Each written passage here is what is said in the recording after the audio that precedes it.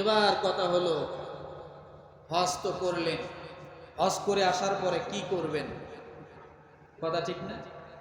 আমি এমনও লোক দেখেছি হজে যাওয়ার আগে মানুষকে নামাজের জন্য ঘাড় ধাক্কা দিয়ে নিয়ে মসজিদে ঢুকাইছে। আমি এরকম দেখেছি। হজে যাওয়ার আগে নামাজের জন্য, মানে সে এতটাই নামাজ প্রেমিক, ইসলাম প্রেমিক ছিল যে হজে যাওয়ার আগে এরকম ঘাড় ধাক্কা দিয়ে মসজিদে আনছে। কেন নামাজ পড়বি না? চল নামাজ পড়ি। মানে বাধ্য করেছে মানুষকে নামাজের জন্য।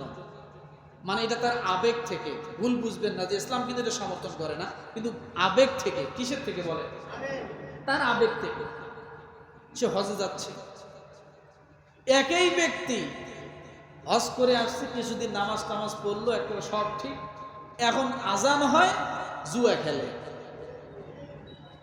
কি খেলে? বিড়ি টানে। কি টানে? বিড়ি টানে।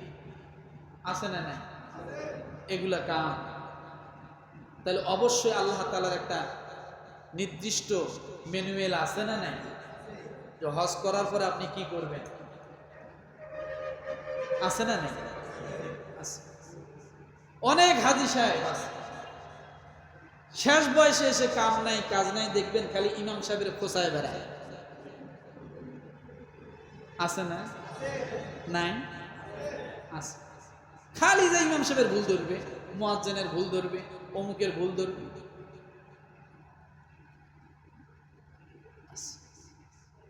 হজ করে আসি, এই ডিগ্রি অর্জন করে আইছে, এই সার্টিফিকেট নিয়ে আইছে নাকি হজ করার পরে? কথা বলেন। এই সার্টিফিকেট না, আসলে সে প্রকৃতপক্ষে হজের উদ্দেশ্য বোঝে নাই। প্রকৃতপক্ষে কি বোঝে নাই? কথা বলেন। হজের উদ্দেশ্যটা বোঝে নাই। না বোঝার কারণে টাকা আছে, হজ করে আসছে, আর মনে করছে আমি বিশাল হাজি সাহেব হয়ে গেছি, এখন উনি যা বলবে তাই জায়েজ। এটাই কি সত্যি? না, এগুলা করা যাবে না। আল্লাহ তাআলা একটা ম্যানুয়াল দিয়েছে, আপনি হজ করে আসার পরে কি করবেন দেখেন। আল্লাহ পাক রব্বুল আলামিন সূরাতুল বাকারা আয়াত নাম্বার 200 রব্বুল আলামিন ডাক দিয়ে বলেন, ফাইদা কাদাইতুম মানাসিকাকুম ফাযকুরুল্লাহা কাযিকরিকুম আবাআকুম আও আশাদ্দা যিকরা। তোমরা যখন হজের কার্যাবলী শেষ করবে তখন আল্লাহকে সেইভাবেই স্মরণ করবে যেভাবে তোমরা তোমাদের মা বাপকে বেশি মান্য করো। মান্যকারীদের ক্ষেত্রে বোঝানো হচ্ছে মান্য করো। তোমরা আল্লাহকে সেভাবেই সর্বসময় হজের কাজ শেষ করার পর আল্লাহকে সব সময় স্মরণ করবে। কি করবে বলেন তো? সব সময় আল্লাহকে স্মরণ করবে। তাহলে আল্লাহকে হজের পরে কি করতে হবে, এটা একটা পাইলাম। কি পাইছি বলেন তো? জোরে বলে। আল্লাহকে স্মরণ করা। তার মানে নামাজ ঠিক আছে, রোজা ঠিক আছে, সব ঠিক আছে, কিন্তু কোদাল কেন ঘাড়ে উঠলে মাথা ঠিক থাকে না? এরকম হাজি সাহেবের ঘাড়ে কোদাল উঠলে কি থাকে না? মাথা ঠিক থাকে না। এই ব্যক্তির জন্য স্মরণ। আল্লাহ বলছে যখন কোদাল কেন ঘাড়ে নিবা তখন আমি আল্লাহকে স্মরণ করো। কি করো? কেন? আইল কাটতে যায় যেন সীমারেখার বাইরে চলে না যাও। বৎসরে বৎসরে তোমার 1 শতক করে জমি বাড়ে। কারণটা কি? আগে ছিল 20 শতক, বেচার সময় যে 22 শতক, 2 শতক আসলো কোথার থেকে? ওই আইল কাটিয়ে বের করছে। কথা বোঝেন না? কি কাটে বের করছে? আইল কেটে জমি বড় করছে। আল্লাহ বলে এটা করা যাবে? এই জন্য আল্লাহ বলে যে এরকম মানুষের নেশার থাকতে পারে। আল্লাহ তাআলা সূরা বাকারার 200 নম্বর আয়াতে আগে স্মরণ করালেন, আমাকে স্মরণ রেখো। এক। দ্বিতীয় নম্বর আল্লাহ পাক রব্বুল আলামিন সূরা হজের 35 নম্বর আয়াতে হাজি সাহেবের কর্ম পদ্ধতি কেমন হবে আল্লাহ জানায় দিলেন, আল্লাযীনা ইযা যুকিরাল্লাহু ওয়াজিলাত কুলুবুহুম قلوبهم والصابرين على ما أصابهم والمقيم الصلاة ومما رزقناهم ينفقون জোরে জোরে হলো না তো? যারা ঘুমাইতেছে হঠাৎ ভয় পেয়ে গেছে, ইরে কি আছে কথা বলেন। কোন সূরা থেকে বলছি? কত নম্বর আয়াত? 35 নম্বর আয়াত। হাজী সাহেবের কর্ম পদ্ধতি কি হবে? প্রথম পদ্ধতি আল্লাহ একবার সব ঢুকাই দিয়েছেন, স্মরণ রেখো। মনে আছে কথা না? কত নম্বর আয়াত?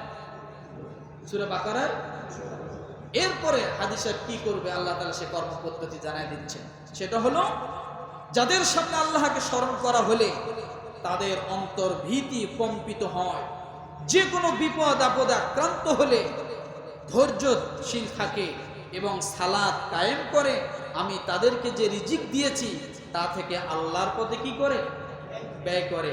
তাহলে 1 নাম্বার, যাদের সামনে আল্লাহকে স্মরণ করা হলে তাদের অন্তর কি হয়?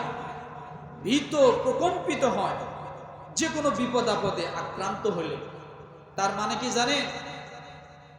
হাজী সাহেব যখন হজ করে আসবে তার পিছনে কিন্তু বিপদ এখন সবসময় লেগেই থাকবে।